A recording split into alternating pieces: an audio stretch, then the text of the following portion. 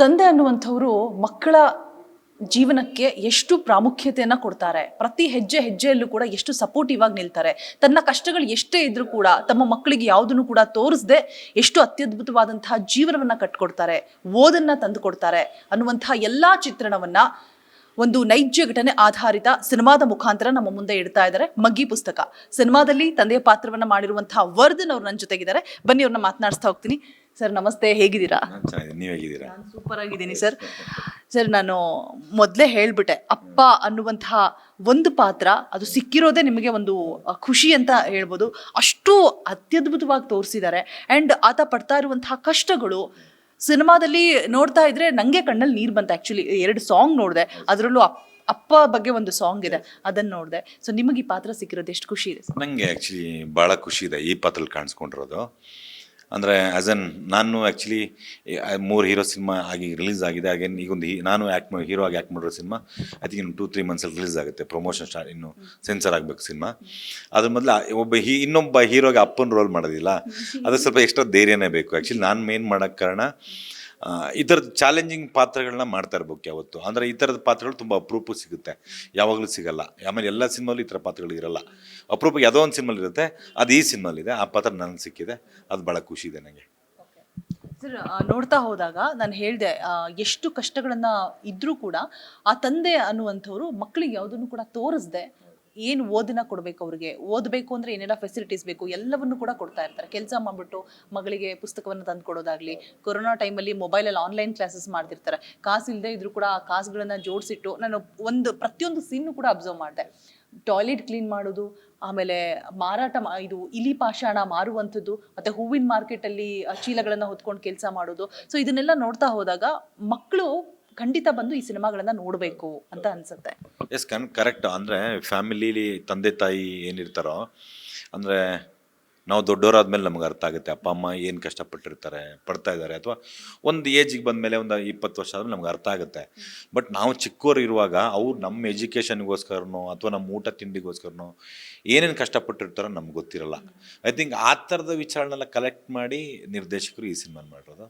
ಅದು ಕೊರೋನಾ ಟೈಮಿಗೆ ಬ್ಲೆಂಡ್, ಈಗ ಆನ್ಲೈನ್ ಕ್ಲಾಸ್ ಇದ್ದಿದ್ದು ನಮಗೆ ಕೊರೋನಾ ಟೈಮಲ್ವಾ, ತಿರ್ಗಾ ಮತ್ತೆ 4 ವರ್ಷ ಹಿಂದೆ ಹೋಗಿ ಕಥೆನ ಹಿಂದಕ್ಕೆ ತೊಗೊಂಡೋಗಿ ಅಲ್ಲಿಗೆ ತಿರ್ಗಾ ಆ ಕೊರೋನಾ ಟೈಮಿಗೆ ಕಥೆನ ಮ್ಯಾಚ್ ಮಾಡಿ ಮಾಡಿರುವಂಥದ್ದು.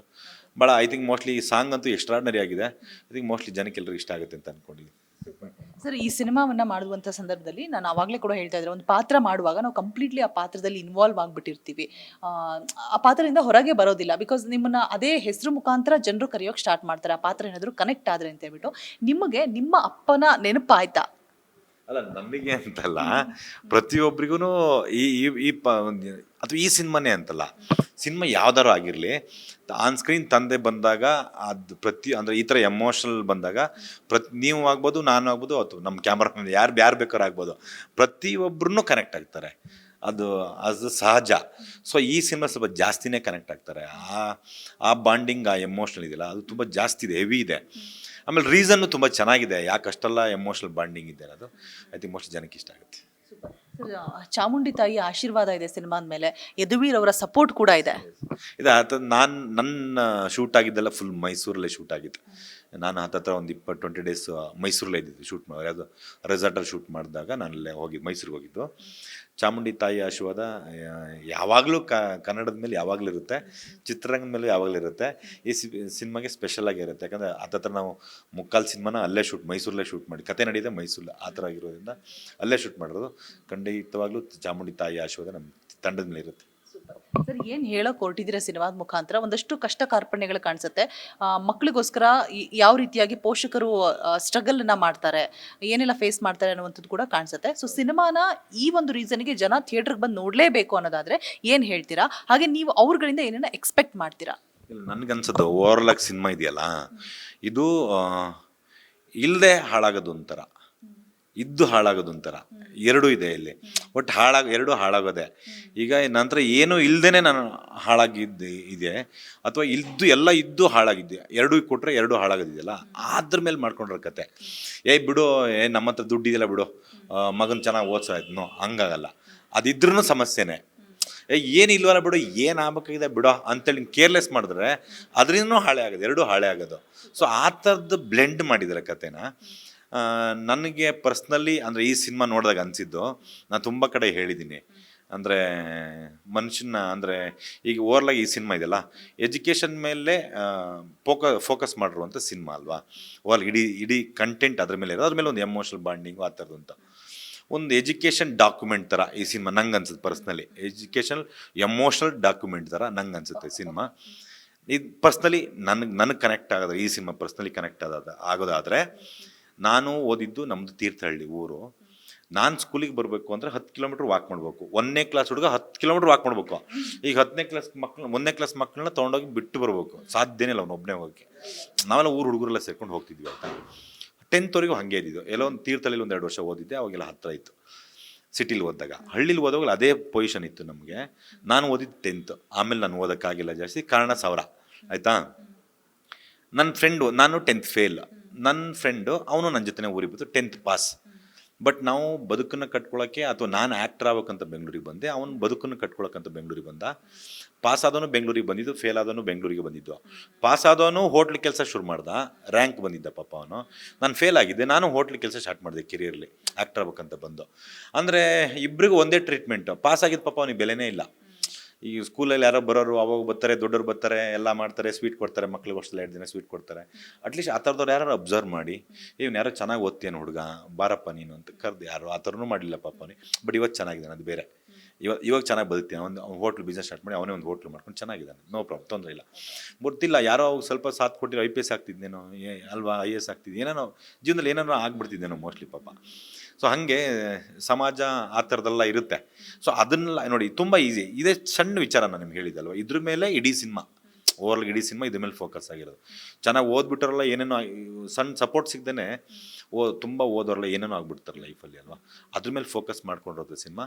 ಅದಂಗೆ ಹೇಳಿದೆ, ಇದ್ದೂ ಹಾಳಾಗಿ ಇಲ್ದೇನೂ ಹಾಳಾಗಿ, ಇಬ್ಬರದು ಹಾಳಾಗೋರ ಕತೆ ಆಗಿರೋದ್ರಿಂದ ಜನಕ್ಕೆ ಐ ಥಿಂಕ್ ಇದ್ದವರು ಇಲ್ದಿರೋರು ಇಬ್ಬರು ನೋಡ್ಬೇಕು ಈ ಸಿನಿಮಾನ. ಸರ್, ಇನ್ನೊಂದನ್ನು ಸೂಕ್ಷ್ಮವಾಗಿ ಅಬ್ಸರ್ವ್ ಮಾಡಿದೆ ನಾನು. ಆ ಮಕ್ಕಳು ಕೂಡ ಕೆಲಸ ಮಾಡಿಬಿಟ್ಟು ಆಮೇಲೆ ಓದನ್ನ ಮುಂದುವರಿಸೋದಕ್ಕೆ ಮುಂದಾಗ್ತಾರೆ. ನಾವು ಸಾಕಷ್ಟು ಜನ ನೋಡ್ತೀವಿ ಫುಟ್ಪಾತಲ್ಲಿ ಪೆನ್ ಮಾರ್ತಾ ಇರ್ತಾರೆ, ಬುಕ್ಸ್ಗಳನ್ನು ಮಾರ್ತಾ ಇರ್ತಾರೆ. ಏನು ಓದಬೇಕು ಅಂತ ಹೇಳ್ಬಿಟ್ಟು 1 ಪೆನ್ ತಗೊಳ್ಳಿ 2 ಪೆನ್. ಸೊ ಈ ರೀತಿಯಾದಂಥ ಅಂಶಗಳನ್ನು ಕೆಲವೊಂದನ್ನು ತೋರಿಸಿದ್ರಿ, ಬಟ್ ಅದು ಶಿಕ್ಷಾರ್ಹ ಅಪರಾಧ ಅಂತಲೂ ಕೂಡ ಹೈಲೈಟ್ ಮಾಡಿ ತೋರಿಸಿದ್ರ. ಸೊ ಅಂಥ ಮಕ್ಕಳಿಗೆ ಈ ಸಿನಿಮಾದ ಮುಖಾಂತರ ಏನಾದರೂ ಮೆಸೇಜಸ್ ಹೋಗುತ್ತಾ? ಅಲ್ಲ ಅಂದರೆ ಈಗ ಯಾರೋ ಬೀದಿಲಿ ಬಂದು ಪೆನ್ ಮಾರ್ತಿದ್ದಾರೆ ಮಗು ಅಂತ ಹೇಳಿದ್ರೆ, ನಾವೆಲ್ಲ ಸಿಗ್ನಲಲ್ಲಿ ನೋಡ್ತೀವಿ ಅಂದರೆ ಅವನಂತೂ ಬಂದಿರಲ್ಲ. ಈಗ ಅವನಾಗಿ ಮನೆಯಿಂದ ಮಲಗಿಕೊಂಡು ಹಿಂಗೆ ಎತ್ಕೊಂಡು ಬಂದಿರಲ್ಲ. ಅವ್ರ ಪೇರೆಂಟ್ಸೇ ಕಳಿಸಿರ್ಬೇಕು ಆ್ಯಕ್ಚುಲಿ ಅಲ್ವಾ, ಹೋಗಿ ಮಾರು. ನೀವು ಮೋಸ್ಟ್ಲಿ ಪೇರೆಂಟ್ಸ್ಗೆ ಅನಿವಾರ್ಯ ಇರ್ಬೋದು. ಬಟ್ ಆದರೆ ಮಕ್ಕಳು ಅಂತ ಏನು ಹುಟ್ಟುತ್ತಾರೋ ಅವಾಗ ಪೇರೆಂಟ್ಸ್ ತುಂಬ ಜವಾಬ್ದಾರಿ ತಗೋಬೇಕು. ಈಗಿನ ಕಾಲದಲ್ಲಿ ನೀವೇನು ಮಾಡ್ತಿರೋ ಬಿಡ್ತಿರೋ, ಪರ್ಸ್ನಲಿ ನಾನು ಅನ್ಎಜುಕೇಟೆಡ್ ಆಯಿತಾ, ನಾನು ಓದಿಲ್ಲ, ಓಕೆ, ಏನೋ ಆಯಿತು, ಏನೋ ಮಾಡಿದೆ, ಜೀವನದಲ್ಲಿ ಇಲ್ಲಿವರೆಗೂ ಬಂದಿದ್ದೀನಿ. ಎಜುಕೇಷನ್ ಇದು ವೆರಿ ಎಷ್ಟು ಇಂಪಾರ್ಟೆಂಟ್ ಅಂತ ಹೇಳಿದ್ರೆ ಭಾಳ ಇಂಪಾರ್ಟೆಂಟ್. ಅಂದರೆ ನಾನು ಹೇಳ್ತೀನಿ, ಆ್ಯಸ್ ಅ ಅನ್ಎಜುಕೇಟೆಡಾಗಿ ನಾನೇ ಹೇಳ್ತಿದ್ದೀನಿ, ಎಜುಕೇಷನ್ ಭಾಳ ಇಂಪಾರ್ಟೆಂಟು ಅಂಥೇಳಿ.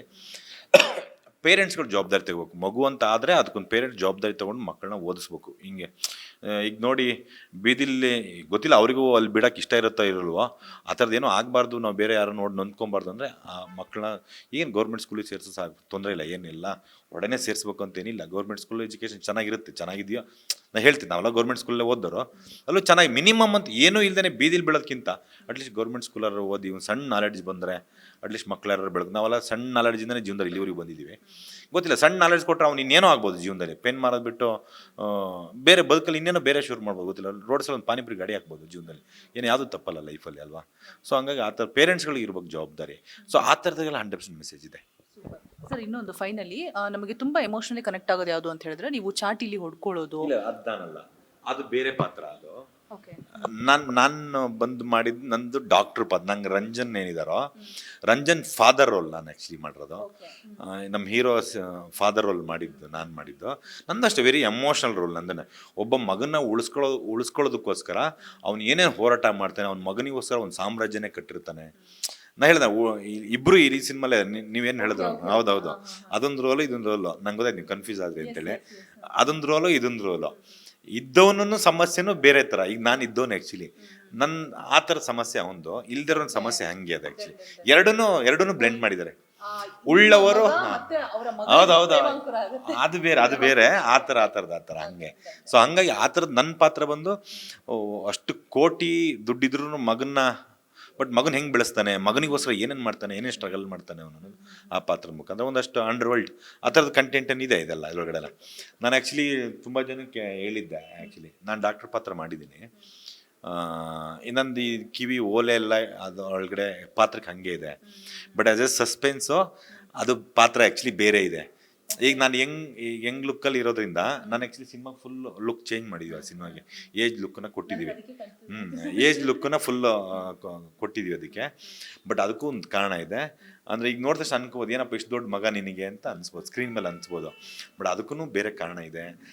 ಅದು ಪಾರ್ಟ್ 2ನಲ್ಲಿ ಗೊತ್ತಾಗುತ್ತೆ ಅಲ್ಲ. ಎಸ್ 100% ಶೋರ್ ಬರುತ್ತೆ. ಅದು ಸಿನಿಮಲ್ಲಿ ತೋರಿಸ್ತಾರೆ, ಅದೇನಿಲ್ಲ, ಎಂಡಲ್ಲಿ ಕ್ಲೈಮ್ಯಾಕ್ಸಲ್ಲಿ ತೋರಿಸ್ತಾರೆ.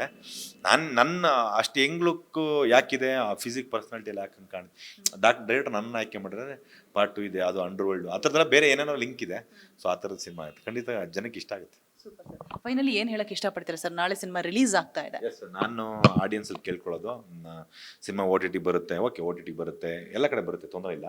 ಅಲ್ಲಿ ಬರೋ ತನಕ ಕಾಯ್ಬೇಡಿ. ಮೊದಲೇ ಸಿನಿಮಾ ಥಿಯೇಟರ್ ರಿಲೀಸ್ ಆದ ತಕ್ಷಣ ಎಲ್ಲರೂ ಥಿಯೇಟ್ರಿಗೆ ಅಂತಲೇ ಸಿನಿಮಾ ಮಾಡೋದು. ಆಡಿಯನ್ಸ್ ಗೊತ್ತಿಲ್ಲ ಹೆಂಗೆ ನೋಡ್ತಾರೆ ಅಂತೇಳಿ ಪ್ರತಿಯೊಬ್ಬ ಮೇಕರು, ಪ್ರತಿಯೊಬ್ಬ ನಟರು ಥಿಯೇಟ್ರಿಗೆ ಅಂದ್ಕೊಂಡೇ ಸಿನಿಮಾ ಮಾಡೋದು, ಅದೇ ಡ್ರೀಮು. ಆಮೇಲೆ ಜನಕ್ಕೂ ಅಷ್ಟೇ ಥಿಯೇಟ್ರಲ್ಲೇ ಮಜಾ ಸಿಗೋದು. OTTಲಿ ಸುಮ್ಮನೆ ಒಂದು ಸಿನಿಮಾ ನೋಡ್ಬೋದು ಅಷ್ಟೇ, ಬಿಟ್ಟರೆ ಆ ಕಿಕ್ ಸಿಗಲ್ಲ. ಆ ಕತ್ಲಲ್ಲಿ ಕುತ್ಕೊಂಡು ನೋಡ್ತೀವಿ ಗೊತ್ತಾ, ಆ ಥರದ್ದು ಮಜಾ ಸಿಗಲ್ಲ. ಸೊ ಫಸ್ಟು OTT ಬರೋ ತನಕ ಕಾಯ್ಬೇಡಿ. ಎಲ್ಲ ಥಿಯೇಟ್ರಿಗೆ ಬಂದು ಥಿಯೇಟ್ರ್ ರಿಲೀಸ್ ಆದಾಗ ಸಿನಿಮಾ ನೋಡಿದ್ರೆ ಇಡೀ ತಂಡಕ್ಕೆ ಖುಷಿ ಆಗುತ್ತೆ. ಥಿಯೇಟ್ರ್ ಎಲ್ಲ ಕಡೆ ಫುಲ್ ಆಗಿದೆ ಅಂತ ಗೊತ್ತಾದರೆ ಇಡೀ ಟೀಮಿಗೆ ಗೊತ್ತಾಗುತ್ತೆ. ಗೊತ್ತಿಲ್ಲ ಯಾರ್ಯಾರ ಮನೆ ಮಕ್ಕಳು ಸಿನಿಮಾಲಿ ಕೆಲಸ ಮಾಡ್ತಿರ್ತಾರೋ ಗೊತ್ತಿಲ್ಲ, ಇದನ್ನೇ ನಂಬ್ಕೊಂಡು. ಗೊತ್ತಿಲ್ಲ ನಾಳೆ ನಿಮ್ಮ ಮಕ್ಕಳು ಸಿನಿಮಾಗೆ ಬಂದು ಕೆಲಸ ಮಾಡ್ಬೋದು. ಇವತ್ತು ಯಾರ್ಯಾರ ಮನೆ ಮಕ್ಕಳು ಕಷ್ಟಪಟ್ಟು ಕೆಲಸ ಮಾಡ್ತಿರೋ ಅವರಿಗೆಲ್ಲ ಸಪೋರ್ಟ್ ಮಾಡಿ ಅಂತ ಹೇಳ್ತೀನಿ ಅಷ್ಟೇ. Yes, thank you. All the very best.